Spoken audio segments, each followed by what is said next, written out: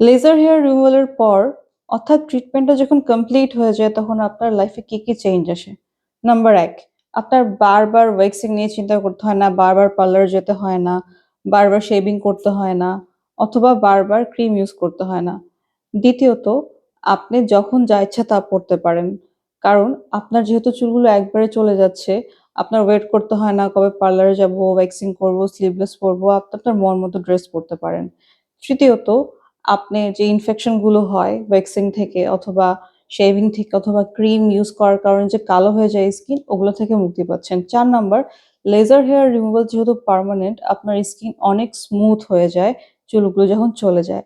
এবং ৫ নাম্বার যেটা সবচেয়ে ইম্পোর্টেন্ট, লেজার হেয়ার রিমুভাল কিন্তু কয়েকটা সেশনের পর চুল একবারে চলে যায়। সুতরাং এটা পার্মানেন্ট।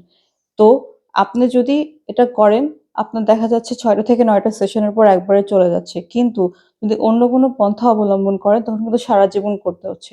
সুতরাং আপনার খরচও বেঁচে যাচ্ছে।